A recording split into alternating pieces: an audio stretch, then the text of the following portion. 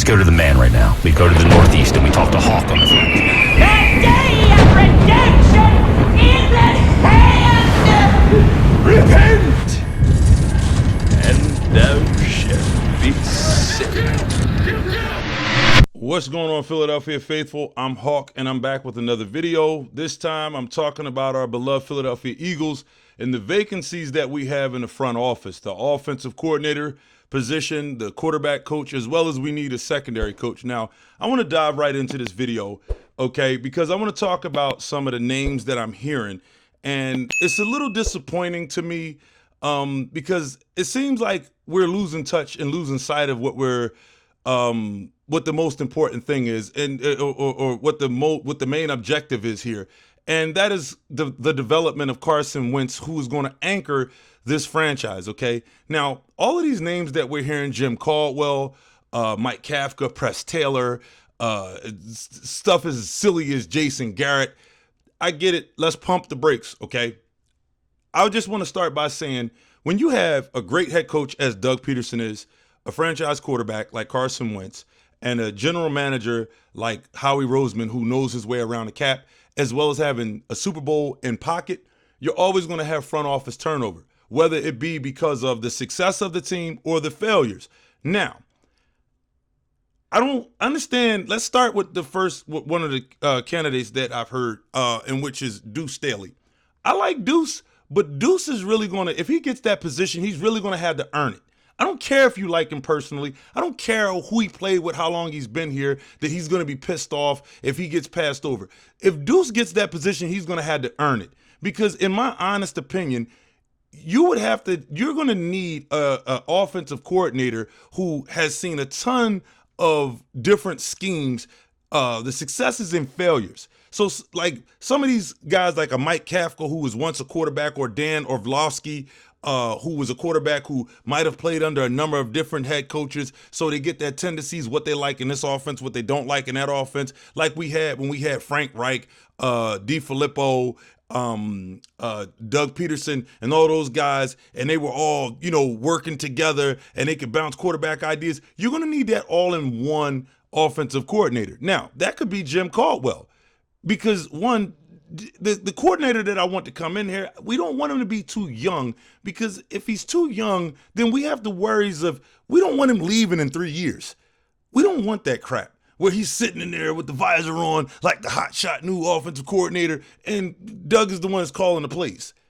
So we need someone who's going to come in here, who's been around the rungs of the NFL, a guy like Jim Caldwell. So when teams come and start waving that quarterback, the head coaching job in this guy's face, he's not going to run out the door and put a Cleveland Browns t-shirt on underneath his Philadelphia Eagles overall, or hoodie. We don't need that. We need someone who's going to be here, who's, I've done all of that. I'm not impressed.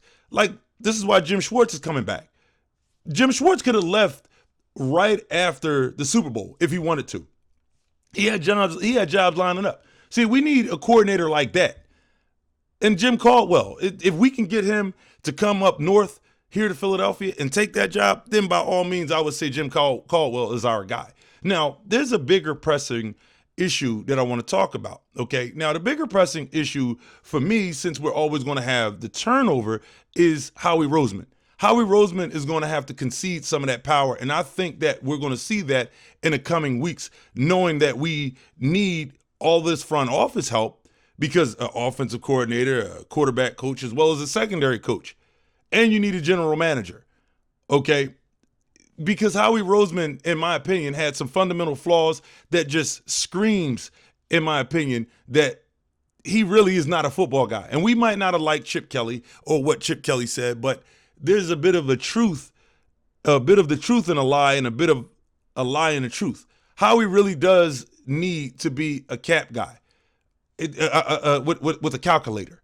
He needs to be more involved in what Chip would have him do, instead of relegating him to the supply closet. But I would definitely say that Howie doesn't need to be pulling any strings on any football decisions, because one, he should have never signed Jason Peters to that type of money, only to then take and spend the draft capital that he did by moving up to get Andre Dillard. Why would you re-sign Jason Peters and then go into the draft and then all of a sudden get the googly eyes for offensive tackle. You had enough leadership on this offensive line already. You had 3 Pro Bowlers, and you had the guy who took Jason Peters' position, who's already proven that he's good enough to win a Super Bowl, in Halapoli Vaitai. So you didn't need Andre Dillard. You had all of these burners out here, Howie. That was a terrible decision, and it should show Jeffrey Lurie, in my opinion. It did, because that's why Lurie allowed Howie Roseman as well as Doug Peterson. He didn't just keep Doug in the dark. He kept Howie in the dark too, because Howie was up there as well. Howie could have easily said, listen, we're not doing that press conference. I'm not going up there looking like some slap nuts. So the fact that Jeffrey Lurie and Doug was pulling for Mike Groh and those guys, he was pulling for him, because after the game when they won, once they clinched the division and they beat Dallas, and they tried to give all the credit to Carson, they was like, nah. Doug was like, nah, my offensive coaches need to get some of that cred, my position coaches and Mike Groh and all of them, because he knew that meeting was coming up. And Howie wasn't in the know either, because I don't think Lurie is too satisfied with Howie either. And then the other part that really concerns me is the fact that, I mean, Howie missed on Amari Cooper. He had the Raiders on the phone. See, he's too much of a shrewd businessman than he is a football guy. Because any football guy would have known that you take Amari Cooper, and then you bring in Jason Peters, and you have a backup in Vaitai behind Jason Peters. Or then you can get some speed. But he blew it. He blew that. And so if he's blowing that, then the concern that I have moving forward is the fact that the way that the NFL is trending, I'm hearing now people say that we should trade Zach Ertz or look to trade Ertz. Listen, Zach Ertz isn't going anywhere, okay? Don't trade Zach Ertz. You keep both tight ends. You pay both of them. Because the way that the NFL is going, one, a lot of teams undervalue the middle linebacker position. You don't see middle linebackers except for Wagner and those guys getting top dollar. So if the NFL is now undervaluing the linebacker position, then what we need to do is value the tight end position and go with that 12 personnel. This is part of why the 12 personnel has been so successful, is because teams can't match up with them. You understand? So this is how it has to go. And then you can always draft. You have Perkins and let Zach Ertz and Dallas Goedert help Perkins out where you could actually have a 3 tight end set. And then you can get yourself a burner, a guy that runs a 4-2, and put him on the outside and raise him up under Deshaun Jackson. Because, see, the way that the NFL is trending is like this. You have to be doing what the NFL, the rest of the teams are not doing. And what I mean by that is what Pete Carroll and those guys in Seattle are doing, if you haven't heard from anyone else, is above the curve. They're ahead of the curve, rather. What Dallas was doing, they're ahead of the curve. Because before, it was a luxury to have a Pat Pete, a Darrelle Revis, okay, to have a guy, a Richard Sherman, who could cut off, like they had in Seattle, cut off one whole side of the field and the other side play zone. That was a luxury. But now it's a necessity because it's a passing league. And you're undervaluing the linebacker position. So if you're undervaluing the linebacker position, then you better allow one guy to play man and the rest of those dudes need to be able to play zone. Because if not, you're going to get picked on. That's part of why the secondary looks like that. Even they played a lot of man coverage. They can't stick anybody.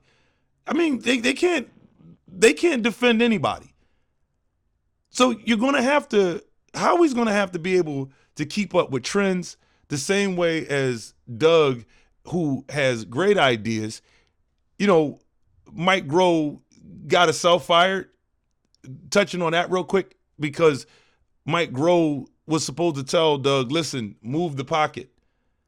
You know, get Carson out of the pocket. We need some speed. But it comes back to Howie Roseman, because in the end, you're always going to have the front office turnover, whether you're successful or you're not, because it's the gift and the curse of being a top flight franchise now, A1 sauce. is what's going to happen.